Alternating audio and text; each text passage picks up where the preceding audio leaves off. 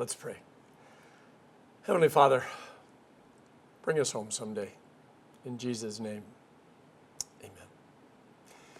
So if you want an answer, you have to ask a question. If you want the right answer, I should say the correct answer, you have to ask the correct question.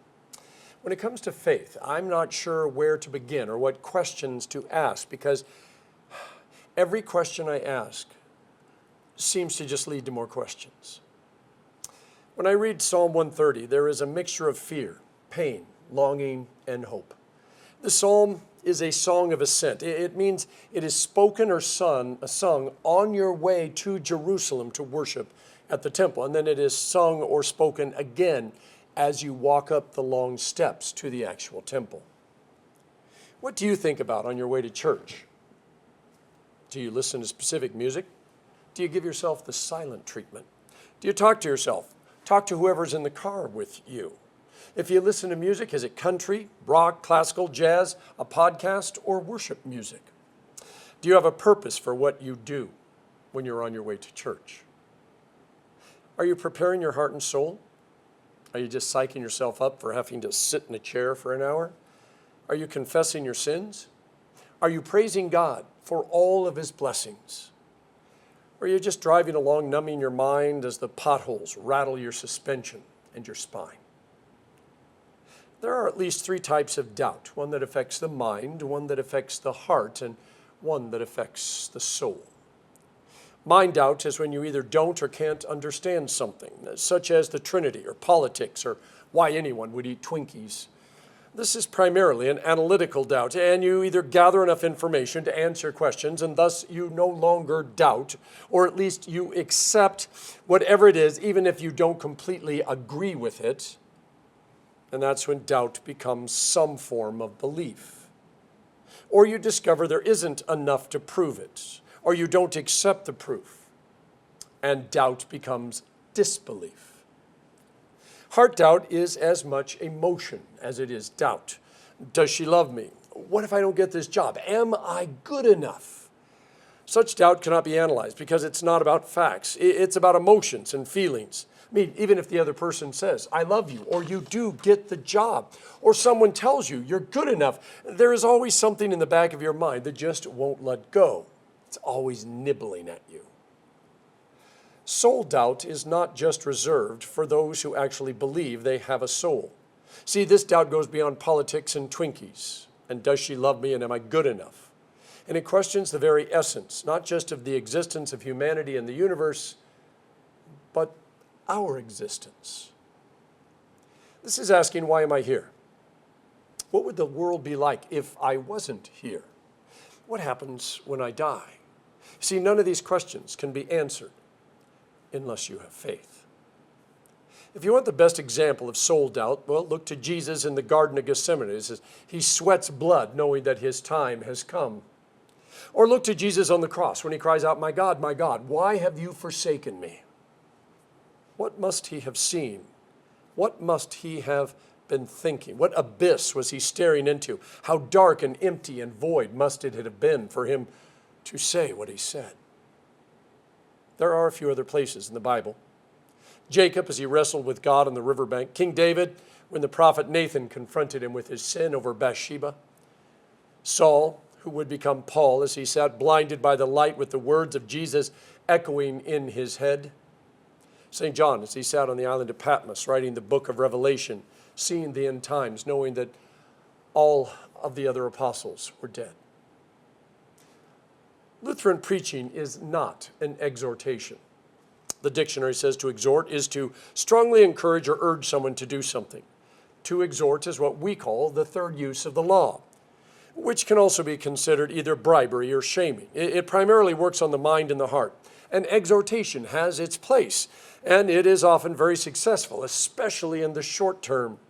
But in the long term, people get tired of being yelled at or bribed, and it begins to lose its efficacy. For Lutherans, to preach is to proclaim, and we proclaim both the law and the gospel. This is not about the mind or the heart.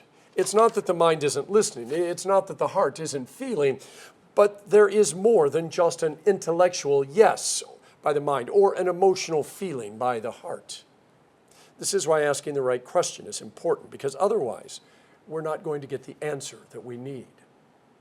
We might get the answer we want, but that is rarely the answer that we actually need. St. Augustine died in 430 AD. He was someone who understood and experienced all three areas of doubt, the mind, the heart, and the soul. He postulated that faith has to precede knowledge of God because the soul needs to be cleansed and the effects of sin reversed enough in order for God to be truly known. Now, faith is a humble posture of seeking God, confessing whatever sins that we've committed that need to be confessed, and then God pouring out His Spirit onto and into us. The individual surrenders to the God who is already present in the soul, not because they invited Him or He forced His way in, but because God has promised that whenever you call on me, I will answer you. The initial work begins the process of cleansing the soul so it can see more clearly. And continued sanctification allows for the soul to be further cleansed, allowing for an even greater presence of God and His grace.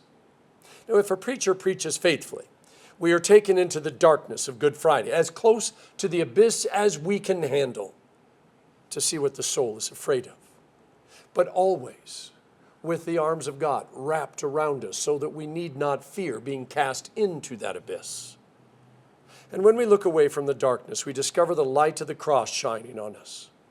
Grace overwhelms us. Faith, which is as much a mystery as anything in the universe, is created, and it finds a place in our soul, our heart, and even our mind. Now, the reason this style of preaching is so important to us is because it must be about what God is doing and not what I am saying or what I am doing. Your faith cannot be the result of a good preacher, magnificent stories, or powerful testimonies, or emotional media.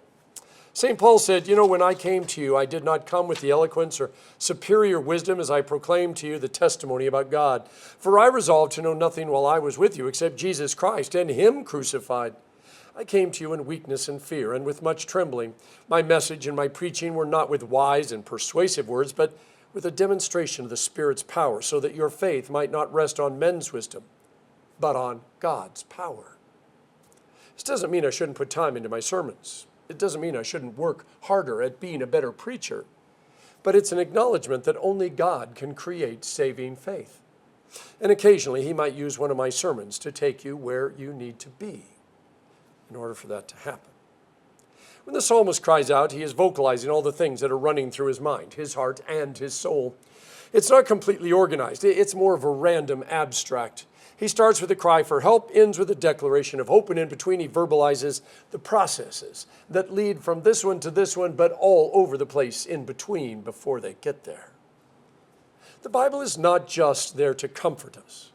It is also there to get us to question things, react to things.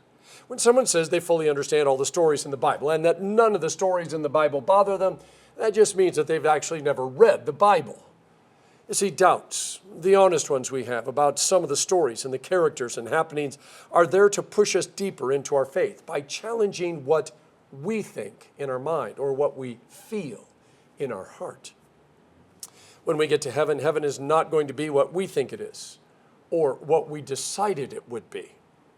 It will be what it already is because it's God's version of heaven, not ours. Faith leads us closer and closer to God's heart, so when we get to heaven, even though we had a completely different expectation and idea and plan, it's exactly what we needed and wanted, and we wouldn't want to be anywhere else. This is where we make our jump to the gospel lesson in Jesus' family, thinking he's out of his mind, and the church leaders claiming that he's full of the devil. You see, even though we know in our mind, heart, and soul that faith is how we are saved and faith is how we live, that faith is our connection to God. We still try to rationalize and make sense of things that are spiritual. And when we can't explain something, we begin to assume that God is out of his mind for thinking such a thing. Most of you know my personal demon is named Little Bunny Foo-Foo. Unlike Jesus, I really do have a personal demon or two, or maybe a legion of them. I am not so important that Satan spends an inordinate amount of time trying to win me over, but he does spend enough time that I stumble and fall and fail and sin, more and more on a regular basis.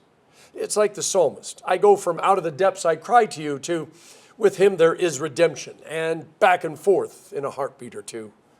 I'm even faster going from a prayer on my lips to a sin on my heart. Yeah, it's just part of being on this side of heaven. When Jesus showed up, he couldn't do things the way they'd always been done. He couldn't accept the status quo, as Ronald Reagan said is Latin for the mess we're in. He looked out on the church, not a building or a denomination or even a movement, but God's people. And even though they had thousands of priests, he said they were like sheep without a shepherd. They were really good at checking things off lists and throwing a cow or goat on the barbecue or putting a coin in the offering, because that is what they had been taught. But they actually didn't know God or his heart. The crowd simply did what they were told to do. And you probably know the old phrase, if you keep doing things the same way, well, you're going to get what you've always gotten.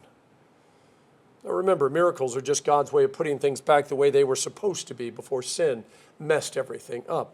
Miracles aren't miracles to God. They're just the normal. That's why God uses such average, everyday things for the miracles he left behind for us to celebrate. You know, water, wine, bread. It doesn't get more normal than that. I mean, have you ever wondered how water turns someone into a child of God, especially using some guy like that pastor? Ever looked for even a second at the wafer and wine, wondered if it really was the body and the blood of Jesus? When the pastor says, I pronounce God's forgiveness in the name of the Father, the Son, and the Holy Spirit, do you accept that you are forgiven with something as simple as that guy's word? And this is why we have to ask the right question if we want the real answer. I've stopped reading a lot of Christian ministry books. I mean, they are great for someone who wants to follow a 10-step plan to wherever it is they want to be. But most of the time, if I need help, I'm barely holding on by my fingertips. And that means I can't let go to find out what step number 3 is without losing my grip and falling. I think it's great that God worked through those 10 steps for the author. And I'm really grateful, I really am, that they seem to work for other people. But I've discovered the more questions I ask, the more doubts I'm honest about, the more God reveals to me, the closer I'm drawn to his heart. And it's not so much the more I understand things, but the more that I have faith in him, that he's going to make it all work out. See, as much as we want the church to be a place where everyone believes the same things, it's not. All of us have something little or something big in how we see things differently. We are unique and unreproducible by God's design, and that means we think differently and do things differently, and we even see things differently. And God slowly uses faith to draw us closer to him, and in the process draw us closer to one another in our minds, our hearts, and even in our souls. When I try to ask the right question, there either aren't the right words or enough words, and that's why God walks me through the process of faith. How can we believe Jesus is alive when we can't see him? I mean, we believe the sun rose this morning because we look up and it's in the sky.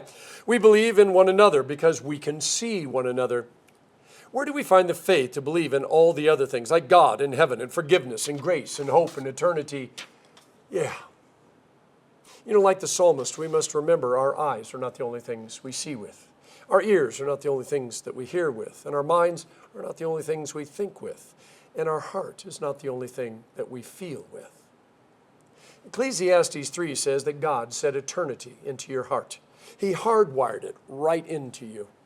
This is why C.S. Lewis said, if we find ourselves with a desire that nothing in this world can satisfy, the most probable explanation is that we were made for another world. See, if like Jesus and his mom, you see, when the mom started thinking that Jesus lost his mind, or like the church leaders thinking that Jesus was filled with the devil because they couldn't explain what he was doing, we should understand it's because we see things the only way we know how. The earthly way, the sinful way, which is not how we need to see things. We can't be like the church leaders or Mary and his family. See, when God says your ways are not my ways, he's not calling us out or making fun of us or even condemning us. He's letting us know the only way that we can even begin to understand him is through his Spirit and through his word. And it's a lifelong process that begins with the faith he gave us and ends with the faith that he works in us. You see, the life and death and resurrection of Jesus are the impossibility around which every other impossibility of the Christian faith exists. His miracles, his teachings, his promises, his laughter, his tears, they all lead to a million questions, maybe a billion questions, a trillion questions, even a Googleplex of questions, to which Jesus calmly, casually replies. Then it's a good thing that we have all eternity to answer them. In the name of the Father, and of the Son, and of the Holy Spirit. Amen.